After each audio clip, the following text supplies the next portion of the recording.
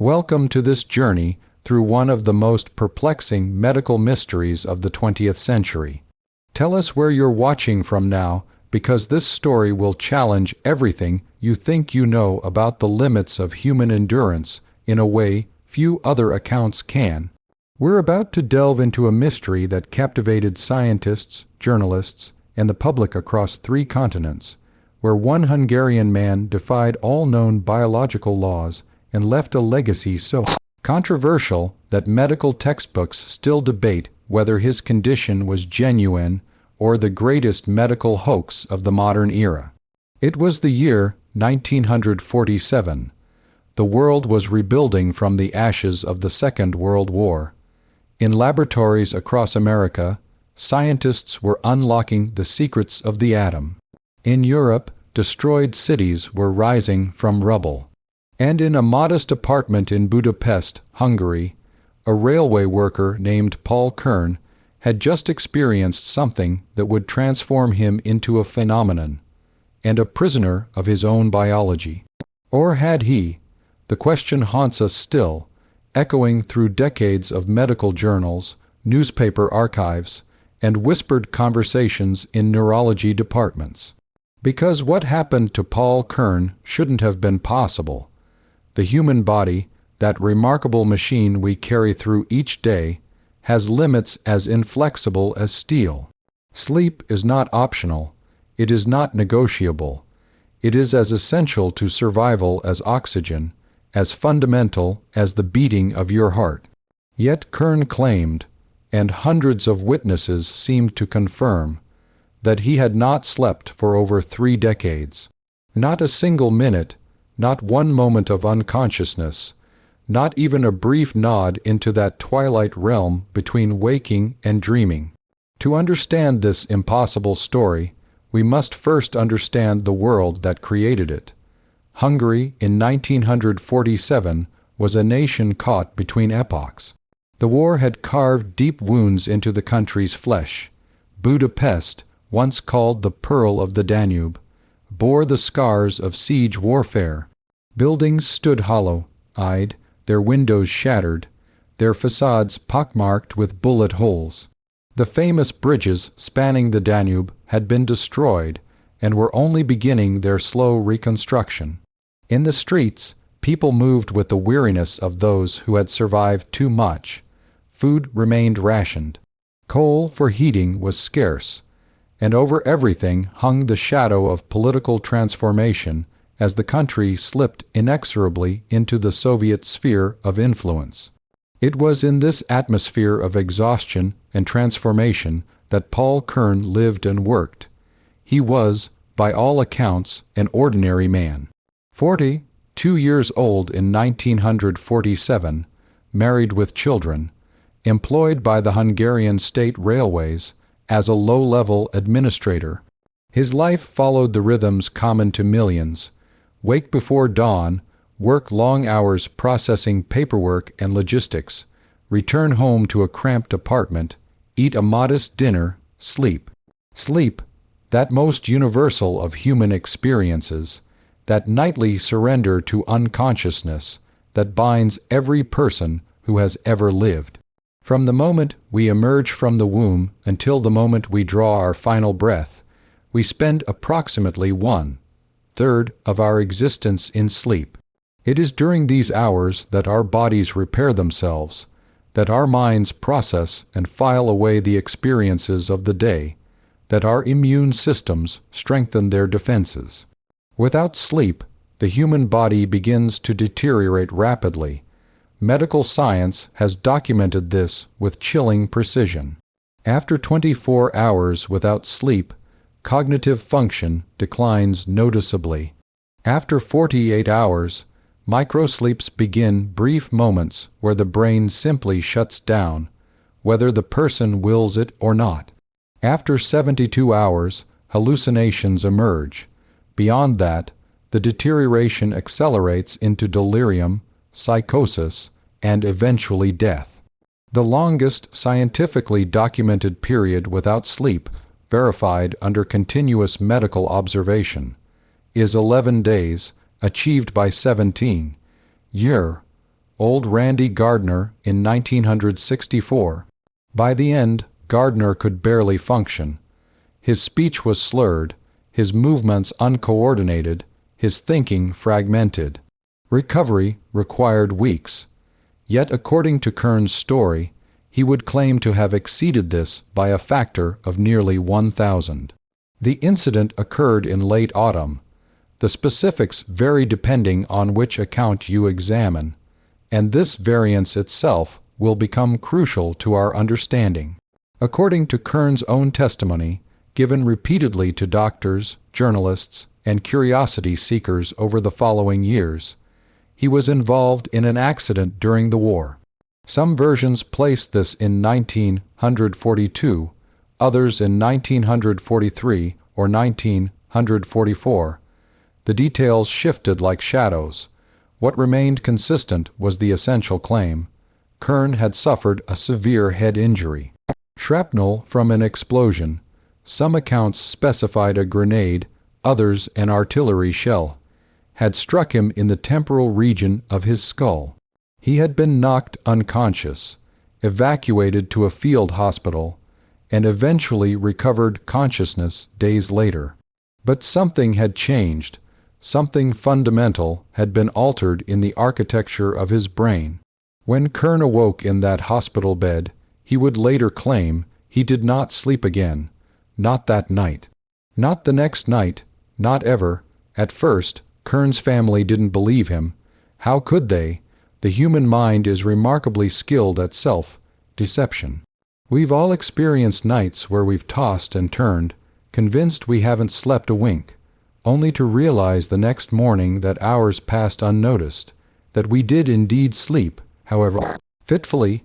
His wife, Maria, was the first to notice something genuinely unusual. She would wake in the middle of the night to use the bathroom and find Paul sitting in the kitchen, reading by candlelight. Every night, without exception. At first, she assumed he was struggling with insomnia, a common enough affliction in those years when so many carried the psychological scars of war. But weeks became months, and Kern never seemed exhausted. He worked his full shifts at the railway office. He maintained his responsibilities at home. He showed no signs of the cumulative sleep deprivation that should have been destroying his body from the inside out. The first medical examination came in early 1948. A local physician, Dr. Istvan Kovacs, examined Kern at the urging of Maria, who had grown increasingly concerned about her husband's condition. Dr. Kovacs's initial assessment was skeptical. He assumed, quite reasonably, that Kern was experiencing some form of sleep that the patient himself wasn't recognizing. Perhaps microsleeps too brief to register consciously, or light sleep that left no memory. He prescribed sleeping medications, barbiturates. Kern took them dutifully, swallowing the pills with water before lying in bed beside his wife. And according to all witnesses, his eyes simply remained open, staring at the ceiling through the night. The medications had no effect. Dr. Kovacs was intrigued enough to conduct a more thorough examination. He checked Kern's pupils, his reflexes, his cardiovascular function. Everything appeared normal. The head injury had left a visible scar, a depression in the bone at his left temple where the shrapnel had struck, but there were no obvious neurological deficits. Kern could think clearly, speak normally, move with full coordination. He simply couldn't sleep. Word began to spread through Budapest's medical community. A man who doesn't sleep. Impossible, surely. But doctor after doctor examined Kern and found the same bewildering result. His body showed none of the expected signs of sleep deprivation. His cognitive function remained sharp. His mood was stable, perhaps even unusually upbeat. He reported feeling perfectly rested, despite never experiencing rest. By 1950, Kern had become something of a local phenomenon. Journalists began writing about him. scientists from the Hungarian Academy of Sciences requested permission to study him. The communist government, always eager to demonstrate Hungarian scientific achievement, gave tacit approval for the research to proceed. It was Dr. Laszlo Bálint, a neurologist at Semmelweis University, who conducted the most comprehensive early study. For 3 consecutive nights, he and his team observed Kern in a hospital setting, watching him constantly, monitoring his brain activity with the primitive electroencephalography equipment available at the time. The results were published in a Hungarian medical journal in 1952, and they were extraordinary. According to Bálint's report, Kern showed no signs of sleep during the entire 72-hour observation period. His EEG patterns remained consistent with wakefulness. His eyes never closed for more than a brief blink. Observers confirmed that he was conscious and responsive throughout every minute of every night. But here's where the story becomes complicated. Because Bálint's study, while intriguing, had significant limitations. The EEG technology of the 1950s was crude compared to modern sleep laboratory equipment. The observation was continuous, but not perfect brief moments when attention might have lapsed, when a microsleep could have occurred undetected. And Bálint himself, in the cautious language of scientific papers, noted that further investigation with more sophisticated equipment would be necessary to definitively rule out all forms of sleep. That qualification was lost in translation when the story crossed borders. By 1955, Kern's case had attracted international attention. Articles appeared in medical journals in Germany, France, and eventually England. Each retelling amplified the marvel: the man who doesn't sleep, the impossible patient, the walking violation of biological law. Photographs from this period show Kern as a lean man with sharp features and intense eyes that seem to stare past the camera into some middle distance. In every photo, those eyes are open wide, almost unnaturally so, giving him an appearance of perpetual alertness that is simultaneously fascinating and unsettling. He gave interviews willingly. By all accounts, he enjoyed the attention, though he maintained a humble demeanor. When asked what it was like to never sleep, he would respond in ways that seemed both profound and strangely empty. "Time is different for me. While others rest, I simply continue. There is no break, no pause, just an endless present moment." What did he do with all those extra hours? According to his testimony, he read voraciously history, philosophy, technical manuals. He walked the streets of Budapest in the dead hours when the city slept. He wrote poetry, much of it never published, exploring themes of consciousness and time. He corresponded with fellow insomniacs and medical professionals around the world who were fascinated by his condition. In 1959, a British documentary team traveled to Budapest to film Kern for a television special on medical mysteries.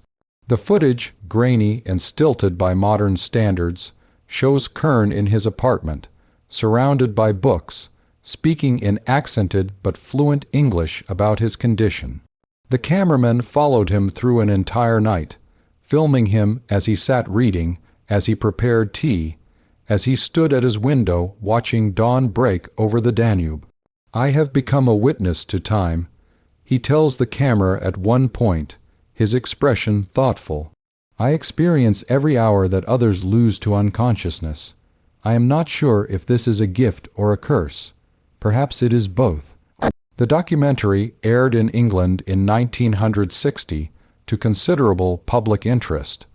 Medical professionals debated the case in the pages of The Lancet. Some argued that Kern represented a genuine neurological phenomenon, possibly related to damage in the hypothalamus or brainstem regions that regulate sleep-wake cycles. Others remained skeptical, pointing out the impossibility of the claim and suggesting elaborate explanations involving denial, psychiatric disorder, or outright fraud. But no one could definitively prove the case either way. Kern's condition, whatever it was, remained maddeningly ambiguous. The 1960s brought new possibilities. Sleep medicine was emerging as a distinct field of study.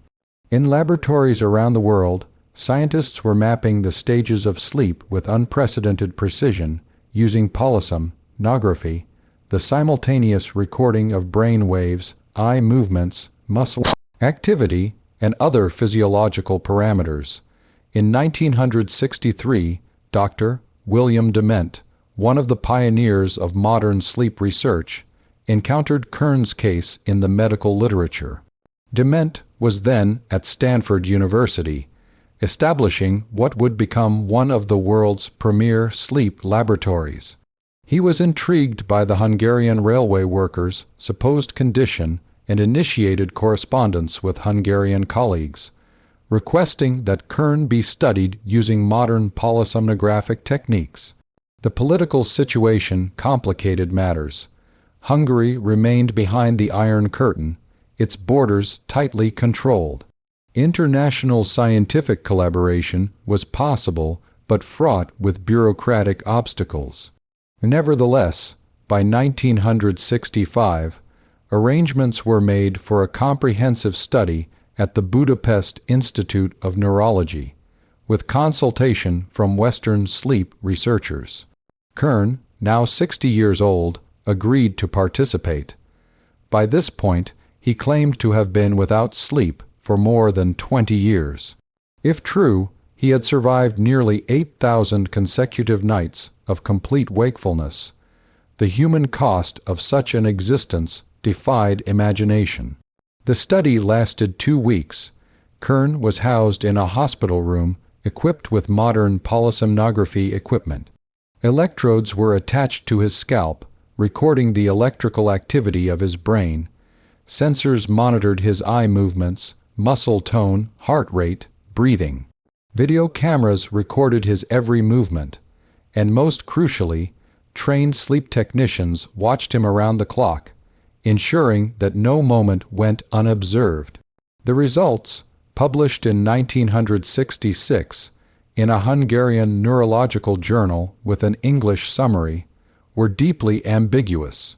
According to the official report, Kern exhibited highly unusual sleep patterns, if they could be called sleep at all. The researchers documented periods brief, lasting only minutes, where his brain activity shifted toward patterns associated with light sleep. His eyes would sometimes show slow rolling movements characteristic of sleep onset. His muscle tone would decrease slightly. But these episodes were fragmentary, lasting never more than 5 to 10 minutes before Kern's brain activity returned to clear wakefulness. More striking, when awakened during these periods and questioned, Kern insisted he had been fully conscious the entire time, merely resting his eyes or thinking quietly. Were these microsleeps that Kern didn't recognize, or was his brain achieving some minimal form of rest while maintaining enough consciousness to preserve his awareness? The researchers couldn't say for certain.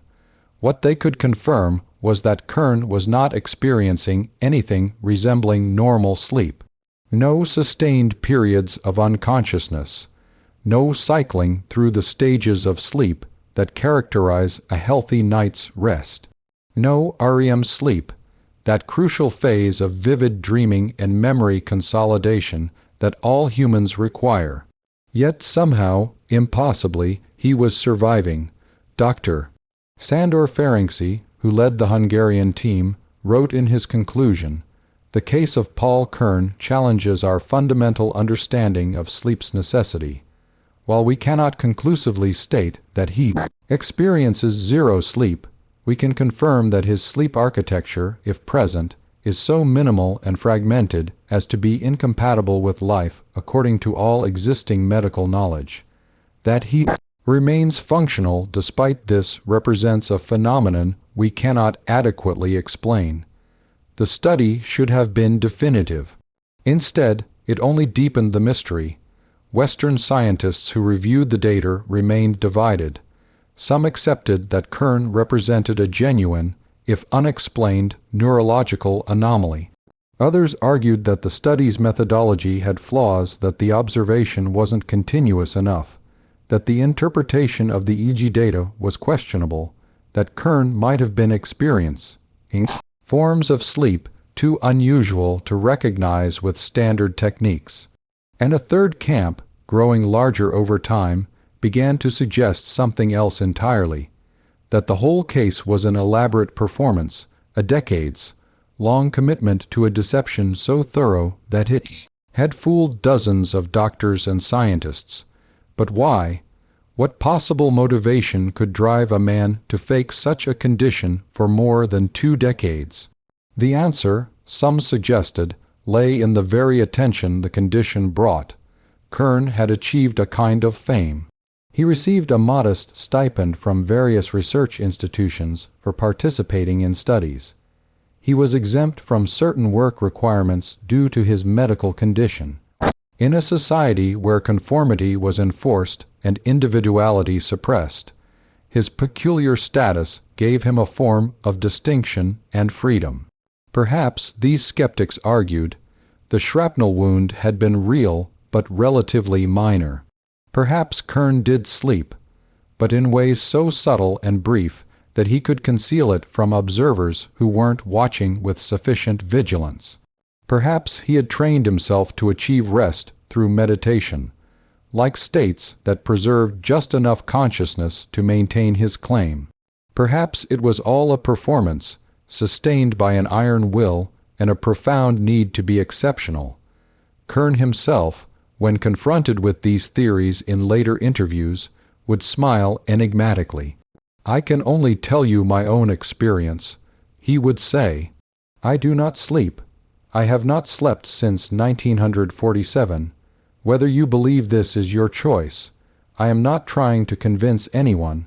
I am simply living the reality that was given to me." The 1970s brought new challenges to Kern's narrative, though the man himself seemed increasingly indifferent to the controversy surrounding him. He had retired from his railway position and lived quietly on his pension and the modest payments from ongoing medical studies. His wife had passed away in 1968. His children were grown, maintaining polite but distant relationships with their peculiar father. In 1973, a Yugoslav sleep researcher named Dr. Mirko Kovačević published a devastating critique of the Kern case in a European neurology journal. Kovačević had reviewed all available documentation, the early Hungarian studies, the 1965 polysomnography data, the numerous journalistic accounts, and found them wanting. His analysis was methodical and damning. He pointed out inconsistencies in Kern's story, the shifting details about when and how the injury occurred, the variations in how he described his subjective experience, the convenient lack of detailed medical records from the immediate post-injury period. He noted that none of the studies had truly provided continuous, unbroken observation, that even the 1965 study had relied on shift changes among observers, creating gaps where sleep could, theoretically, have occurred unnoticed.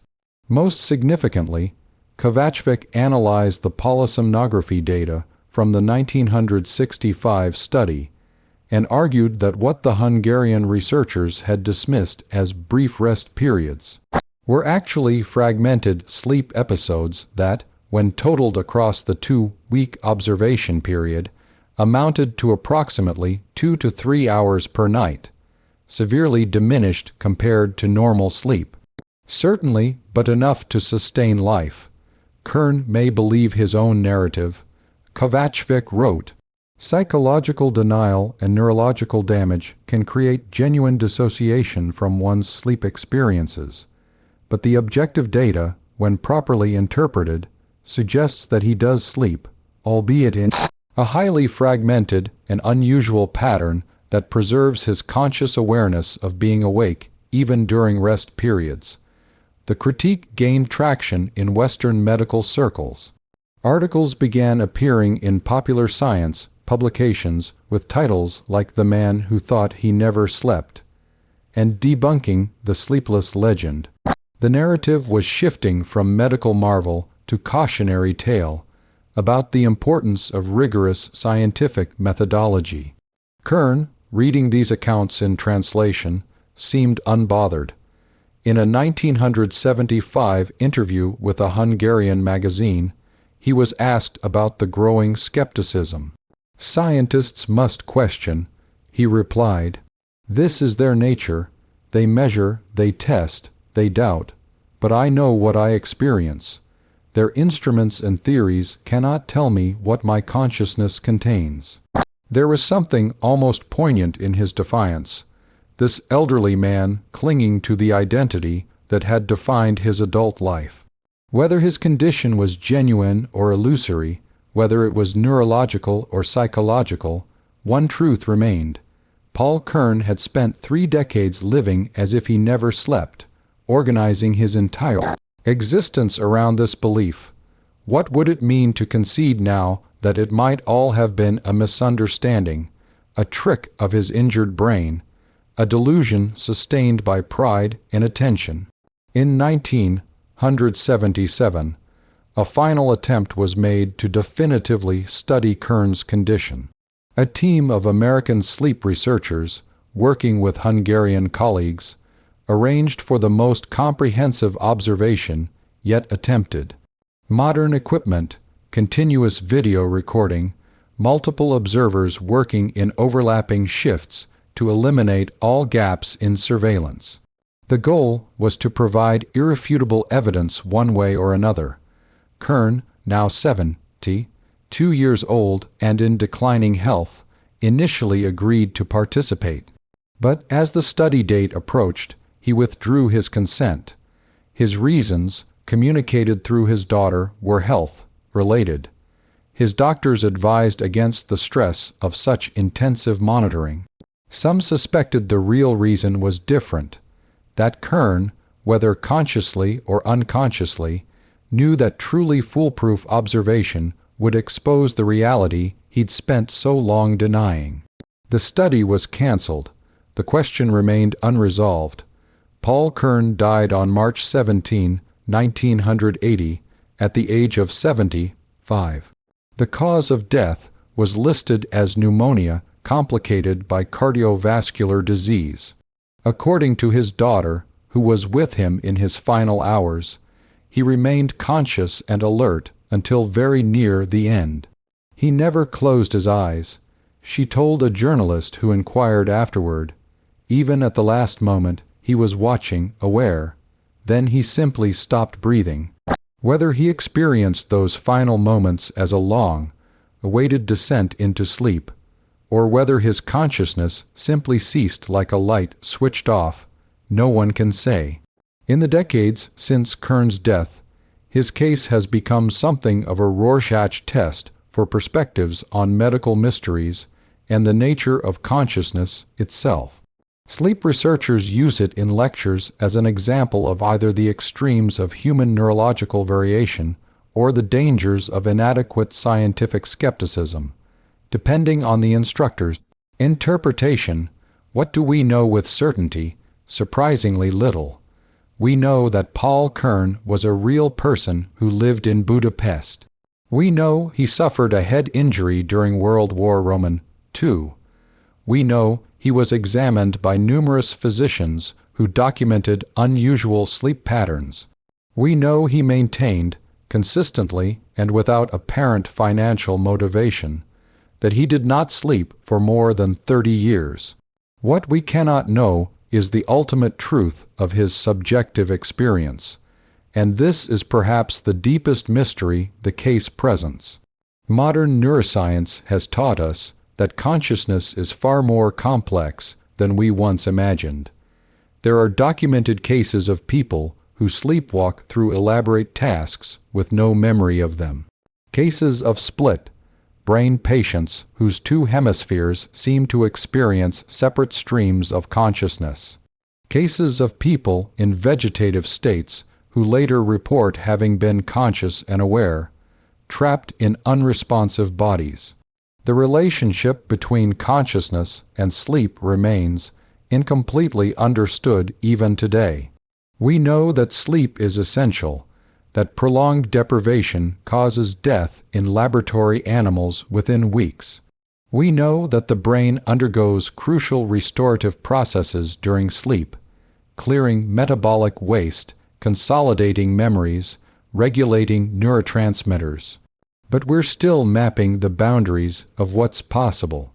There are rare conditions like fatal familial insomnia, where genetic mutations cause the progressive loss of the ability to sleep, leading to death within months. There are documented cases of people who function on extraordinarily little sleep, the short sleepers, who genuinely require only 3 or 4 hours per night due to genetic variations.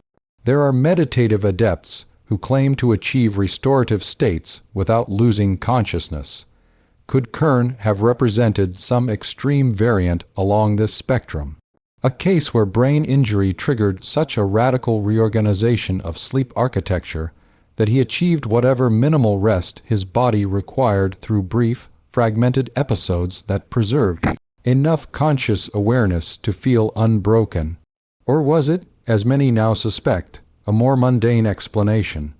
A man damaged by war, seeking meaning and distinction in a world that had ground him down, who convinced himself and others of an impossibility through a combination of self-deception, fragmentary sleep he didn't recognize, and the willingness of observers to see what they expected to see.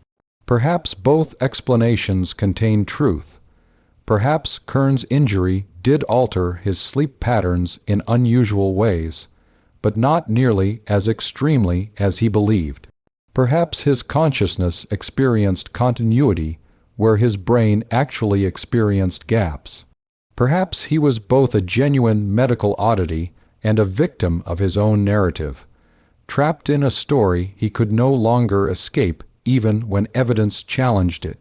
In 2019, a Hungarian filmmaker produced a documentary about Kern's case, tracking down surviving witnesses and examining the archival evidence. The film, titled The Waking Man, presents the story with appropriate ambiguity, interviewing both believers and skeptics. One of the most moving segments features an interview with Kern's surviving daughter, now in her 70s. "People ask me if my father was lying," she says, looking directly at the camera with eyes that carry the weight of decades. "But I don't think he was. He believed it. Whether it was true in the way he thought it was true, I cannot say, but he lived it. That was his reality.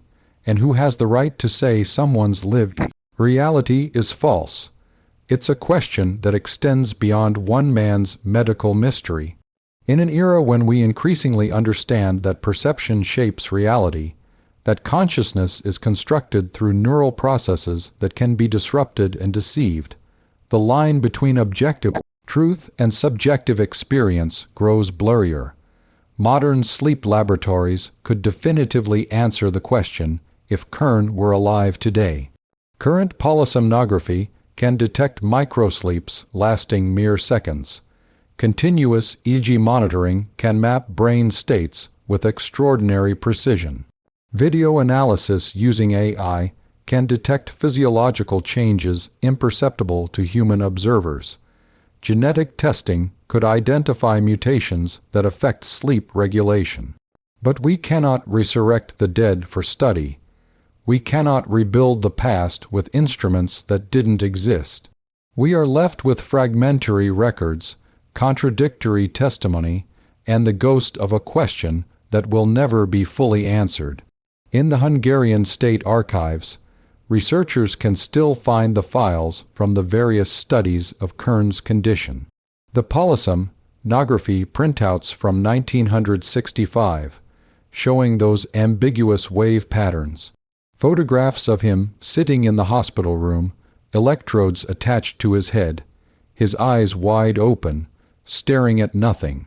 Letters from international researchers requesting information, expressing fascination, proposing theories. And there, in a folder labeled Personal Effects, is a small leather-bound notebook that Kern kept during his final years. On page after page, written in cramped handwriting, are observations and reflections from his sleepless hours. He records the sounds of the city at 3 a.m., describes the quality of light just before dawn, notes the thoughts that pass through his mind during the long, unbroken hours of consciousness. On one of the last pages, written perhaps weeks before his death, there is an entry that seems particularly poignant. They ask me what it's like to never sleep. I tell them I don't know what it's like to sleep, so I cannot make the comparison.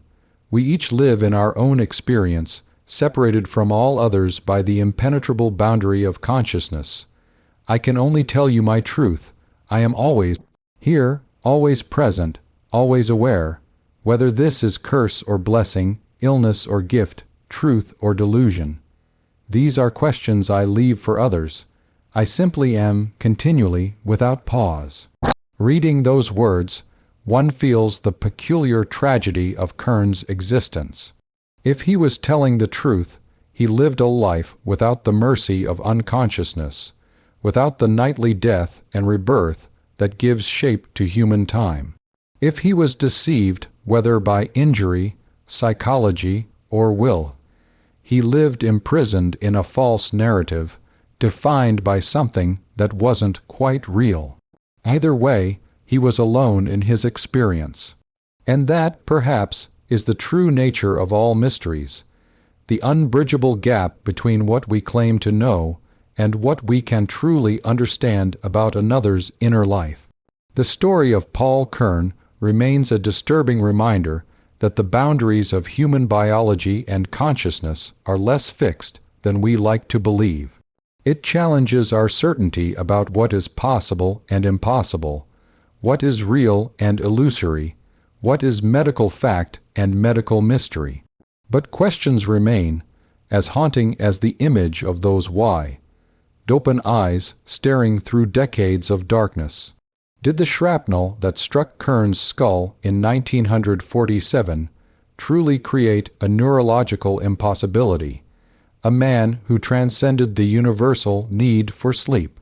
Or did it create something equally mysterious, a consciousness so fragmented that it couldn't recognize its own rest, a mind so isolated in its injury that it mistook brief, fragmentary sleep for an unbroken eternity of wakefulness? The answer, if it exists, lies buried with Kern in a Budapest cemetery, beyond the reach of even the most sophisticated medical instruments. To this day, the case appears in medical literature as a footnote in discussions of extreme sleep disorders, usually accompanied by skeptical qualifications. But it also appears in philosophical discussions of consciousness and subjective experience, where Kern serves as an example of the fundamental mystery of what it means to be aware, to experience, to exist within the prison of one's own perception. And on silent nights in Budapest, in the archive where his medical records rest, researchers occasionally pull those files and wonder. They examine the EEG printouts with modern eyes, searching for clues in the wave patterns. They read the testimony of witnesses who swore they saw him conscious through endless nights. They study the photographs of his intense, unblinking stare, and they ask themselves, what if he was telling the truth? If this journey through the blurred boundaries between medical mystery and possible deception has resonated with you, if you find yourself pondering the nature of consciousness and the limits of human endurance, then consider subscribing to this channel. There are many more stories waiting to be told, mysteries buried in medical archives and historical records that deserve to be examined with both skepticism and wonder. Leave a like if this account provoked reflections that go beyond mere entertainment, and comment sharing your own thoughts on what consciousness truly means and whether our subjective experience can't ever be definitively verified or denied. Until next time, remember that the most compelling mysteries often lie not in what we can prove or disprove, but in the vast territory between certainty and doubt where human experience actually unfolds.